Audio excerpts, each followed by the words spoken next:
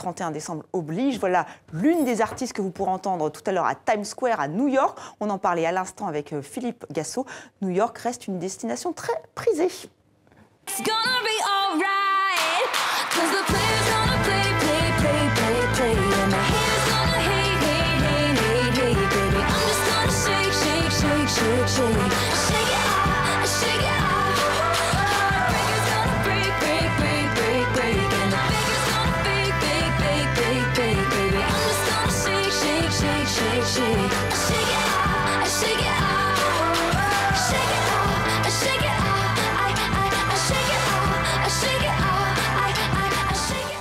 Bonsoir Sylvia, vous avez la tenue rêvée, cette pauvre jeune fille elle fait pas le figure à côté de vous, donc c'est Taylor Swift. Elle sera ce soir, oui, à Times Square. Voilà, on en parlait tout à l'heure, vous en parliez tout à l'heure avec Philippe. On va parler un petit peu plus du programme, de ce qui attend les New-Yorkais. Alors la question, c'est Taylor Swift, qui est une immense star aux États-Unis. Va-t-elle chanter Shake It Off qu'on entend en ce moment? Surprise. La question, c'est qu'elle ne sera pas seule. Sur place également, l'actrice Idina Menzel, qui rendra parents et enfants fous avec son tube Disney Let It Go de La Reine des Glaces, je crois que c'est ça.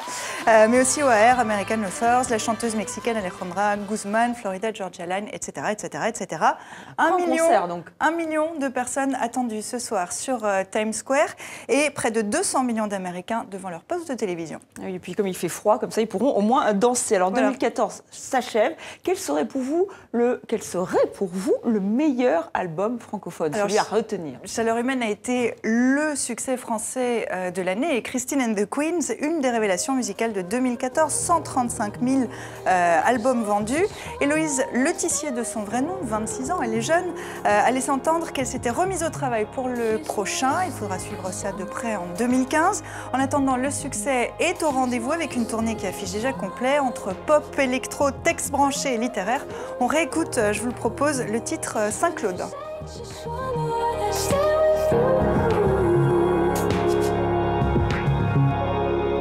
La belle attitude de ma patience comme certitude, collier à 3 fils, fil, fil, lié à 3 fils, fil, fil. Tu seras, j'espère, fidèle aux violences qui opèrent dès que tu respires, pire, pire, que tu respires, pire, pire. D'ordinaire, cette ville n'offre rien qu'une poignée d'odeurs tenaces. Cette ville est morte, je sais bien, toi seul garde. C'est un mélange détonnant entre David Bowie et Michael Jackson. En revanche, l'année commence mal pour Michel Houellebecq. En tout cas, elle se termine mal. Son 6e roman est annoncé comme l'événement littéraire du début de 2015. Soumission doit sortir le 7 janvier. Eh bien, il circule déjà illégalement sur Internet, indique son éditeur Flammarion. C'est une première avant parution. Un jeu d'épreuves non définitive avait été distribué à la mi-décembre à des journalistes. Alors, dans cette politique fiction, l'auteur des Particules élémentaires, l'un des écrivains français les plus lus à l'étranger, dresse le portrait d'une France dirigée par un parti musulman en 2022. Et on va en reparler. On va en reparler, ça va faire polémique, ça c'est sûr. Un conte musical maintenant.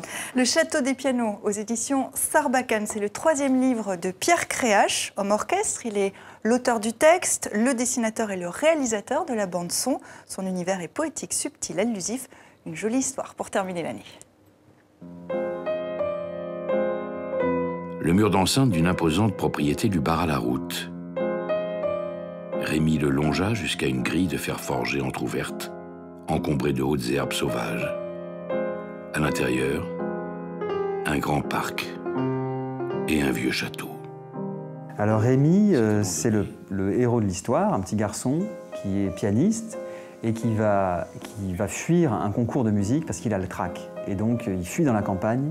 Et croyant fuir la musique, il va la retrouver dans un château abandonné, dans lequel il va rencontrer des pianos anciens qui parlent entre eux et qui se lamentent de leur sort parce qu'ils sont abandonnés, tout cassés et ils ne peuvent plus jouer. Et lui, il va devoir ramener la joie de vivre dans le cœur des instruments. Le garçon les essaya les uns après les autres. Presque tout son répertoire y passa, Brahms, Beethoven, Debussy. Finalement, ça va se transformer en jeu de piste pour trouver les éléments de la musique, c'est-à-dire les lignes de portée, les dièses, les bémols, la clé de sol, la clé de fa, les choses rudimentaires, pour construire la musique. Les instruments sentaient le désarroi du petit compositeur. Des pinettes de Mozart voulut lui souffler une idée. Fais-nous un menuet, quelque chose de simple, comme ceci. Sur la bande-son, on a donc l'histoire qui est racontée par Pierre Arditi et les œuvres musicales et toute une ambiance sonore. Donc en fait, on est vraiment dans un rapport de musique diégétique, de musique intégrée à l'histoire. On est dans une bande-son radiophonique, une bande-son de cinéma. C'est cette thématique des instruments anciens, oubliés, ont-ils une âme, qu'est-ce qu'ils ont à raconter? On a de temps en temps dans les pianos anciens des signatures de réparateurs, etc. Donc tout cet univers mystérieux de l'instrument ancien m'a fasciné et on a pu enregistrer sur instrument ancien. Et ça, c'est génial. Parce qu'on a des sonorités qui sont inouïes, qu'on n'entend pas vraiment. Ces choses-là se perdent et un peu comme dans le vin, il y a une variété très très riche de sonorités. Et c'est ça qu'on voulait avoir dans le livre.